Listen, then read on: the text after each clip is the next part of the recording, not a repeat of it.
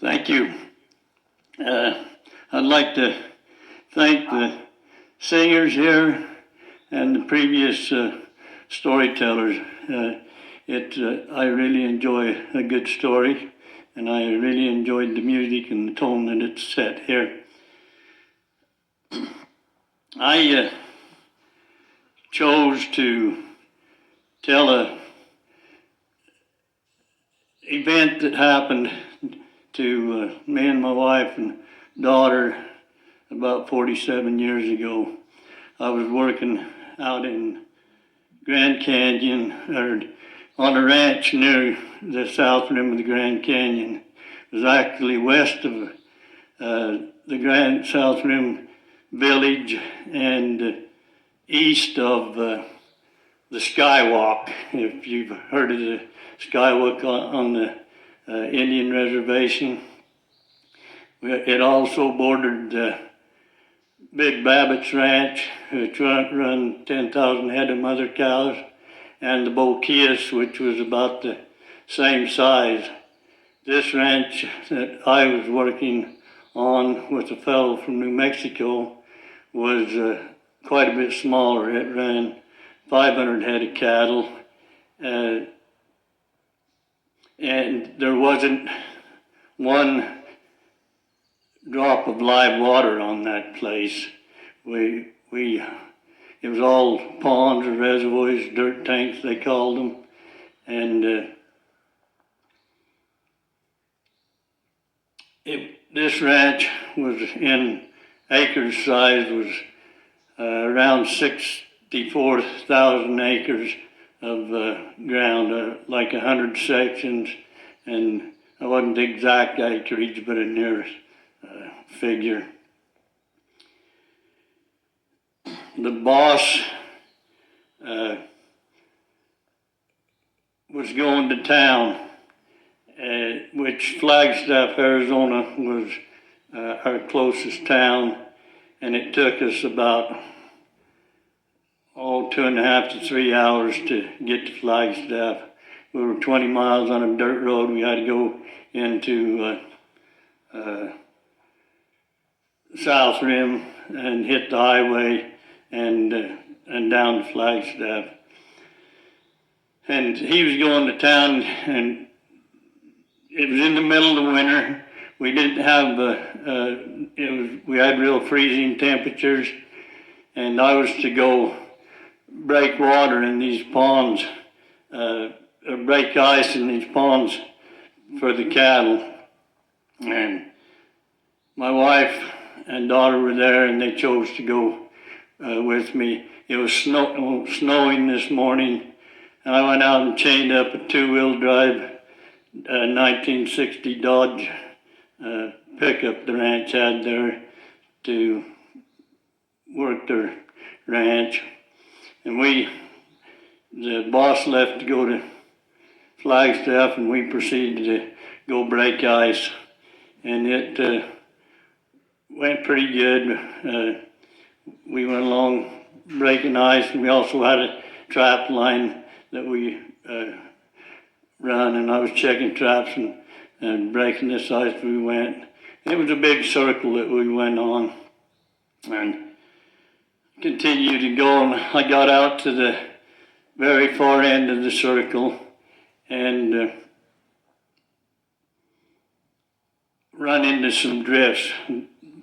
Reservoirs and ponds are always made in the low spot, in the low drainages, and so I was going up and down through places because to get to those ponds to break the ice. I got into some north slopes where some previous snowstorms had left some ice and things, and I got to spinning and popping, and I broke a U-joint, which is part of the main mechanism that turns your wheels, and I couldn't go anywhere. And I was quite alarmed at this point. My wife and daughter was there. My daughter was about 9 months old, and we had we hadn't taken any food with us. We figured we'd be back shortly. But the boss was gone, and when he goes to Flagstaff, they're long days. He wouldn't get home till dark or after dark. And I thought about it, and I thought, well, we're gonna, if we try to wait here, then we're gonna be here most of the night, because he won't get home till dark or after, and the time he realizes and comes after us out here, it'll be some real freezing temperatures. So we ended up starting to walk in, and we built a little backpack out of a coat for me to carry the baby in, and headed out. Evelyn had some boots that I don't know what kind of sole. They were synthetic sole that were really slick with the snow. By this time, we were probably walking in 8 to 9 inches of snow. And I was quite worried, because back in the winters, when I was a young kid, they talked about the winters of 48 and 49 in this area, and about people that had died in these kind of situations. And I didn't want to take my wife, but I didn't dare leave her. And so we all headed out. And she couldn't, those boots were so slick, she'd take one step forward and half a step backwards. And by the time we got to half the way, she would almost totally give out. And our feet were near the same size. Mine were about a half size bigger or so. And so I ended up talking her into trading shoes, because I wasn't slipping around as bad as she was. And we traded shoes and carried on. But the snow broke, and it kind of opened up, and because of the condition she was in, she was always lagging behind me. And the coyotes started yipping, and she hadn't been around this sort of thing, and she sprinted up to me and said, well, what are we going to do now? And I said, well, because she was worried they were going to come in, like they heard stories about the wolves. And I said, well, they're just kind of trying to pair up, and we're okay.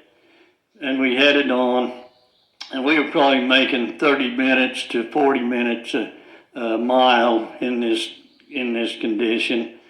But we finally got to where we could see the house, and I felt a little more comfortable about leaving her. And I said, if you want to sit down here under this tree and things, I'll go on in and get an outfit and come and pick you up. She says, no, sir, I've walked this far. I'm going all the way. And we carried on. We walked in the house, the front door, about dark. And it was right about dark. And when we went back to get the outfit, me and the boss and the fellow worker, he clocked it with the speedometer and things in his truck, and we walked 11 and a half miles in that snow and those conditions. But I felt very grateful that we were home and warm and safe, and didn't have a mishap. And that's our triumph. Thank you.